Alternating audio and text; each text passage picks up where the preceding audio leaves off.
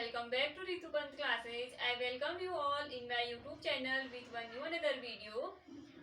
दोस्तों कल हमने जो राधा कृष्ण आयोग था उसके विषय में बात की थी कि वो राधा कृष्ण आयोग इसका गठन क्यों किया गया था और इसमें क्या क्या जांच के विषय थे। ठीक है, तो आज हम इससे आगे को हम पढ़ेंगे आज, यानी कि जो राधा कृष्ण आयोग था उसकी क्या क्या सिफारिशें थी। ठीक है, राधा कृष्ण आयोग की मुख्य सिफारिशों के विषय में बात करेंगे हम आज। इसमें वैसे सिफारिशें तो मेन 12-13 सिफारिशें हैं, लेकिन आज की वीडियो में मैं आपको 2 सिफारिशों को डिटेल से बताऊंगी। ठीक है, जो इस राधा कृष्ण आयोग की जो मुख्य सिफारिश थी, इसमें पहला है शिक्षा के लक्ष्य। ठीक है, तो जो हमारे शिक्षा के लक्ष्य हैं वो क्या क्या होने चाहिए। ठीक है, तो सबसे पहला है इसमें लोकतंत्र के लिए प्रशिक्षित करना, यानी कि जो हमारे विद्यार्थी होंगे उनमें लोकतंत्र की भावना कैसे आएगी। ठीक है, उनमें मतलब लोकतंत्र के लिए उनको प्रशिक्षित करना। ठीक है, यानी कि उनमें लोकतांत्रिक भावनाओं का विकास करना। ठीक है, नेक्स्ट है आत्म विकास के लिए प्रशिक्षण देना। जो शिक्षा के लक्ष्य हैं उनमें उनके अंदर ये सारी चीजें। ठीक है, आत्म विकास के लिए प्रशिक्षण देना, उनको ऐसी ट्रेनिंग देना जिससे उनमें मतलब स्वयं में उनका जो आत्म विकास हो। ठीक है, खुद का विकास, उनका स्वयं का विकास हो, इसके लिए उनको प्रशिक्षित करना। ठीक है, मतलब खुद के विकास के लिए उनको ट्रेन करना। ठीक है, उनको ट्रेनिंग देना। नेक्स्ट है वर्तमान और साथ ही अतीत की समझ विकसित करना। ठीक है, जो प्रेजेंट है और जो वर्तमान और साथ ही अतीत की समझ, वर्तमान में और जो पास्ट है जो बीत गया है, ठीक है, उसमें उन दोनों में क्या करना, अंडरस्टैंडिंग डेवलप करना। ठीक है, नेक्स्ट है व्यावसायिक और पेशेवर प्रशिक्षण प्रदान करना।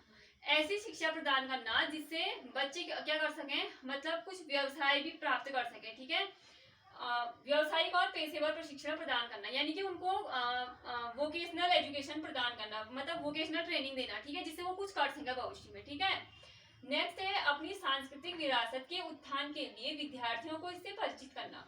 जो विद्यार्थियों की सांस्कृतिक विरासत है, ठीक है, उसके उत्थान के लिए विद्यार्थियों को इससे परिचित कराना। ठीक है, यानी कि उसका जो उनकी सांस्कृतिक विरासत है उसका उत्थान कैसे हो सकता है, विद्यार्थियों का उससे परिचित कराना। ठीक है, उनको इन सारी चीजों के विषय में बताना। ठीक है, तो शिक्षा के लक्ष्य हमारा जो आयोग की थी पहली सिफारिश थी।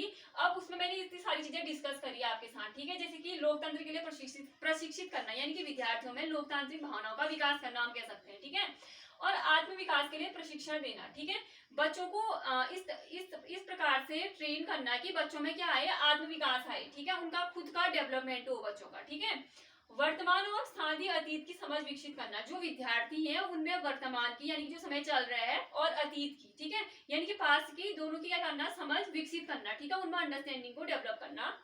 नेक्स्ट है व्यवसायिक और पेशेवर प्रशिक्षण प्रदान करना। ऐसी एजुकेशन प्रोवाइड करना जिससे विद्यार्थी क्या कर सके, कोई रोजगार प्रदान कर सके। ठीक है, व्यवसायिक और पेशेवर प्रशिक्षण प्रदान करना। ठीक है, उनको मतलब ऐसी शिक्षा देना जिससे वो भविष्य में क्या कर सके, अपनी आजीविका चला सके, मतलब। ठीक है, व्यवसायिक और पेशेवर प्रशिक्षण प्रदान करना। ठीक है, नेक्स्ट है अपनी सांस्कृतिक विरासत के उत्थान के लिए विद्यार्थियों को इससे परिचित कराना, यानी कि जो विद्यार्थियों अपने उनकी क्या है, सांस्कृतिक विरासत है, उसके उत्थान के लिए विद्यार्थियों को इससे परिचित कराना। ठीक है, मैं उम्मीद करती हूँ कि आपका ये जो इसका जो सिफारिश की पहली हेडिंग है ये क्लियर हो गई होगी।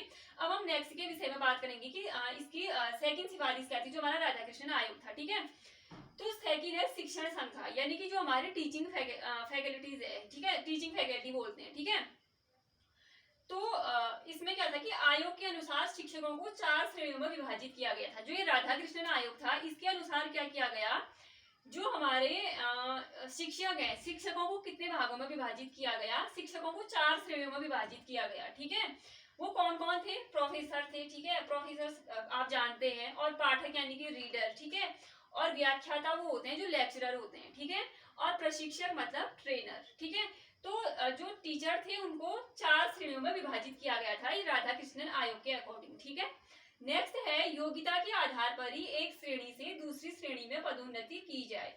ठीक है, जो ये राधा कृष्णन आयोग था इसके अनुसार ये था कि जो हमारी क्या होगी, योग्यता होगी। ठीक है, योग्यता के आधार पर ही क्या होगा, प्रमोशन होगा। ठीक है, योग्यता के आधार पे क्या होगी, रैंक बढ़ेगी। ठीक है, कहने का मतलब है जो प्रमोशन होगा वो किसी आधार पे होगा, योग्यता के आधार पे होगा। ठीक है, नेक्स्ट है आयोग ने 4 श्रेणियों के शिक्षकों के लिए उच्च वेतन और बेहतर सेवा शर्तों की सिफारिश की। ठीक है, जो ये आयोग था ना, इसमें मैंने आपको बताया कि जो इन्होंने टीचरों को 4 श्रेणियों में विभाजित किया था, ठीक है, प्रोफेसर, पाठक, व्याख्याता और प्रशिक्षक। तो इन्होंने क्या किया था, जो चारों श्रेणियों के टीचर हैं इनके लिए क्या किया था, उच्च वेतन यानी कि जो उनकी सैलरी है वो अच्छी होनी चाहिए और बेहतर सेवा शर्तों की सिफारिश की थी, ठीक है।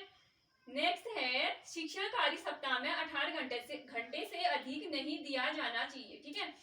तो इसे आप ध्यान रखना, जो राधा कृष्णन आयोग था तो उसने जो उनकी सिफारिशों में शिक्षण संकाय के अंदर क्या बोला गया था कि जो हमारा शिक्षण कार्य था वो क्या होगा, सप्ताह में 18 घंटे से अधिक शिक्षण नहीं किया जाना चाहिए, ठीक है। जो मतलब एक सप्ताह में हमारे जो शिक्षण के आवर्स होने चाहिए वो कितने होने चाहिए, 18 आवर्स होने चाहिए, ठीक है। 18 घंटे से अधिक एक सप्ताह में क्या नहीं किया जाएगा, शिक्षण नहीं किया जाएगा, ठीक है, इस आयोग के अनुसार। नेक्स्ट था शिक्षकों को अध्ययन के लिए एक वर्ष में एक बार में 1 वर्ष का और संपूर्ण सेवा काल में 3 वर्ष का अवकाश दिया जाना चाहिए। तो इस आयोग ने कहा था कि जो शिक्षक हैं, ठीक है, उनको उनके संपूर्ण सेवा काल में 3 वर्ष का अवकाश दिया जाएगा, ठीक है, और लेकिन एक बार में 1 वर्ष का अवकाश दिया जाएगा, ठीक है। तो और ये अवकाश क्यों दिया जाएगा, अगर शिक्षक कोई एक टीचर्स होते हैं वो कोई एक सब्जेक्ट पढ़ा रहे होते हैं, ठीक है, वो पढ़ाते पढ़ाते कोई सब्जेक्ट पढ़ाते उन्हें क्या होती है, अपडेट होने की जरूरत होती है, ठीक है। तो जो ये अवकाश वाला इनका समय है, जैसे इनको 3 वर्ष का अवकाश दिया जाएगा, ये किसके लिए दिया जाएगा, उनकी खुद की स्टडीज करने के लिए, अगर वो पढ़ना चाहते हैं, ठीक है, तो सो दैट वो खुद को क्या कर सके, अपडेट कर सके, ठीक है। तो जो ये अवकाश होगा एक बार में 1 वर्ष का अवकाश दिया जाएगा और संपूर्ण सेवा काल में 3 वर्ष का अवकाश दिया जाएगा, ये कहा था, ठीक है। और सेवा से अवकाश की उम्र 60 से बढ़ाकर 64 कर दी जाए, ठीक है। और इस आयोग की सिफारिशों में कहा गया था कि जो रिटायरमेंट एज होगी टीचर्स की वो कितनी होगी, 60 से बढ़ा के वो 64 वर्ष कर दी गई थी, ठीक है। तो मैं उम्मीद करती हूँ कि आपको ये जो हम सिफारिशें पढ़ रहे थे उसके अंदर के आज हमने 2 सिफारिश पढ़ी, ठीक है। एक तो शिक्षा के लक्ष्यों के अंदर क्या क्या था, मैंने आपको ये चीजें एक्सप्लेन की, और शिक्षण संकाय के विषय में बात की हमने, ठीक है, यानी कि जो हमारी टीचिंग फैकल्टी होती है, ठीक है, उसके विषय में बात करी हमने। तो मैं हाँ, जो मैंने आपको क्लास पढ़ाई थी तो उसमें आप एक पॉइंट ऐड कर लेना, मैं कल आपको बताना भूली थी, जो राधा कृष्णन आयोग था ना, इसमें जो टोटल चैप्टर थे 18 चैप्टर थे, ठीक है। आप इस पॉइंट्स को अपने नोट में मेंशन कर लीजिएगा कि इसमें क्वेश्चन पेपर में आ सकता है कि राधा कृष्ण आयोग में कितने चैप्टर थे, ठीक है। तो इसमें 18 चैप्टर थे, ठीक है।